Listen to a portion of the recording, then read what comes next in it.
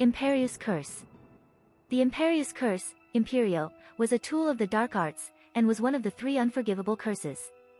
When cast successfully, the curse placed the victim completely under the caster's control, though a person with exceptional strength of will could resist it. A person under the curse was said to be Imperiused.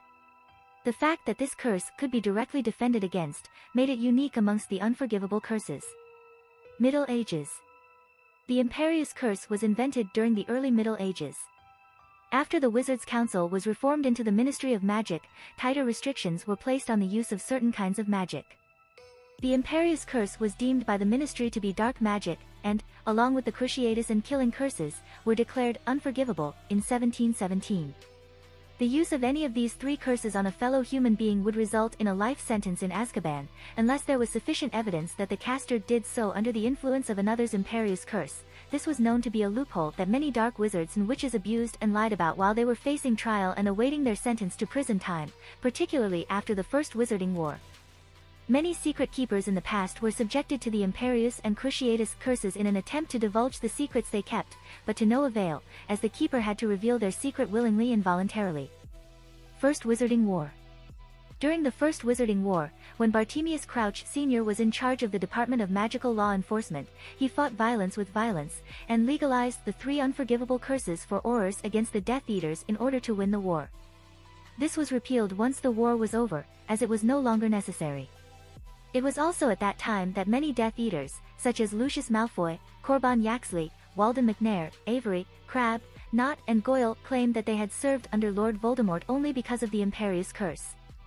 While their claims were accepted, the Ministry assigned personnel to attempt to determine who was truly under the curse and who was lying just to escape punishment. However, they were not perfect in proving deception. Malfoy, McNair, and several others still eluded justice under the cover of this lie.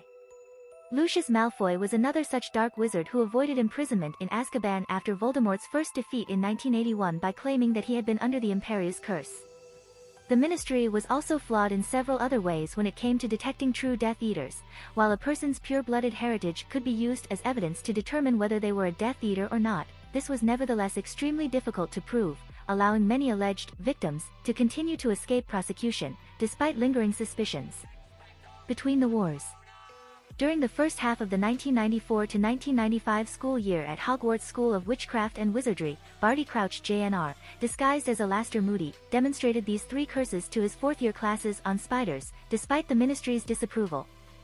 Later, he claimed that he had permission to perform the Imperius Curse on students in order to teach them how to resist it, though this might also have only been an excuse just to get back into practice with it. While Barty Crouch did not use the curse to make the students do anything they would vehemently object to, most of the students under the curse were nevertheless completely under Crouch's command, and could not resist at the very least, performing physical feats that they would normally be unable to do. Harry Potter was the only one who managed to resist the curse and eventually shake it off after several attempts, due to his exceptional strength of willpower. In 1995, Harry and the Order of the Phoenix considered the possibility that the Death Eaters may have placed an Imperius Curse on then Minister for Magic, Cornelius Fudge, but Albus Dumbledore suggested otherwise, which was of little comfort to them. Second Wizarding War.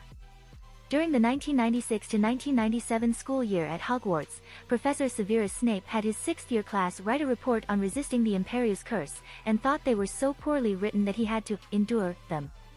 When Lord Voldemort took over the Ministry, the 3 curses were once again legalized, this time every wizard and witch had the right to use them as they pleased. In fact, they were practiced in Hogwarts as part of the curriculum in the Dark Arts class under the cruel tutelage of Professor Amicus Carrow. After Voldemort's death and the revolutionizing of the Ministry under Minister Kingsley Shacklebolt, the 3 curses were once again forbidden, and many people under the Imperius Curse's influence felt like they were coming out of trances. Death Eaters made use of the curse in both the First and Second Wizarding Wars to force many innocent people to do their bidding. For example, Lucius Malfoy used the Imperius Curse to force Broderick Bode and Sturgis Podmore to try to steal a prophecy from the Department of Mysteries in 1996, and Corban Yaxley placed the Imperius Curse on Pius Thickness, albeit with difficulty and great effort, as part of the plan to take over the Ministry of Magic in 1997. As the curse was legalized in 1998, even normally law-abiding citizens were permitted to use them during such time.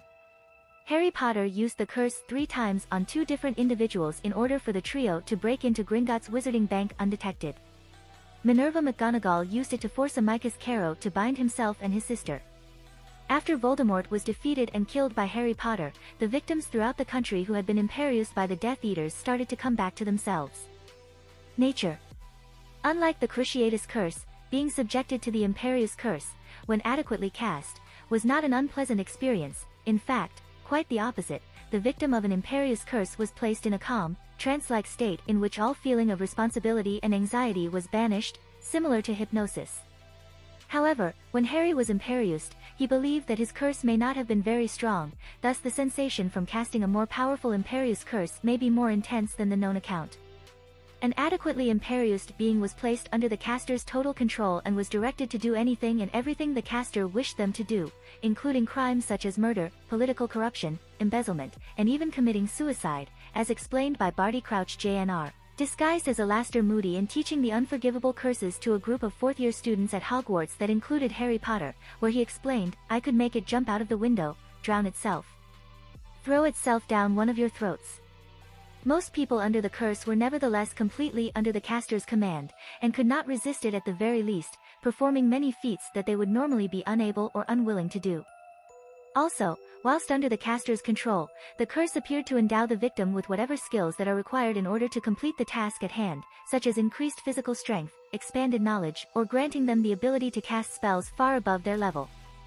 For example, when Imperiused, Neville Longbottom was able to perform a series of quite astonishing gymnastics under the curse that he would not normally be capable of.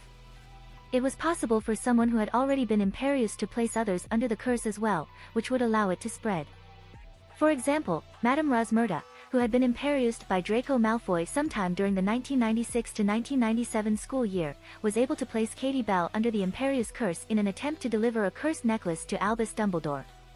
It is also possible that Corban Yaxley Imperiused Pius Thickness to place other high-ranking members of the Ministry of Magic under the curse in order to facilitate the overthrow of Rufus Scrimgeour. When a correctly cast Imperius Curse was terminated, for whatever reason, the victims became themselves again, as happened after the final defeat of Voldemort and the Death Eaters in the Battle of Hogwarts, when all of the people across the country who had been Imperiused by him or his supporters were released from the spell.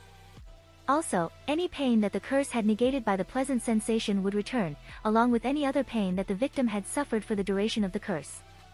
Although it was possible to use the curse on secret keepers to control them, it was impossible to use it to make them divulge the secret, as it must have been done on the keeper's free will. The usage of the Imperius Curse on a person could be suspected or detected, as a ministry pamphlet did note that one possible sign of an Imperius person was acting in a manner inconsistent with their usual personality. Dangers.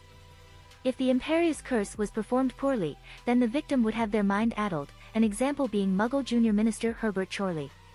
It seemed the damage was long-lasting, as Chorley was sent to St. Mungo's Hospital for magical maladies and injuries to recuperate and spent the rest of his life believing he was a duck.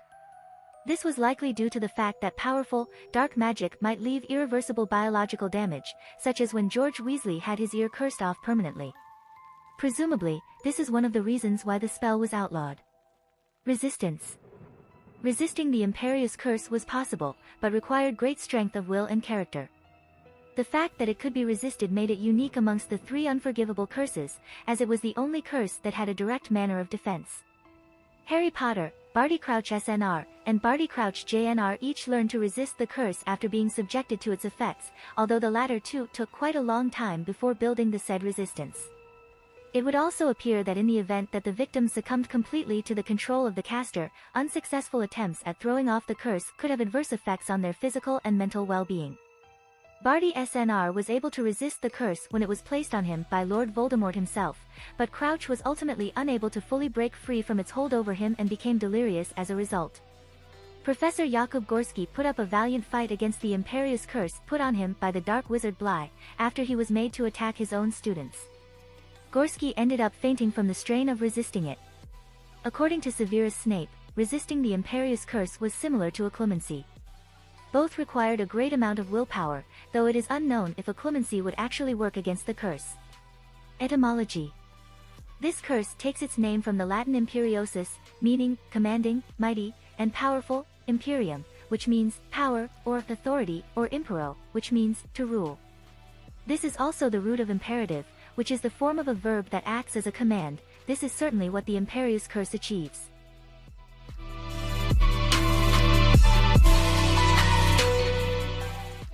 If you like this content, don't forget to like and subscribe. See you later, bye bye.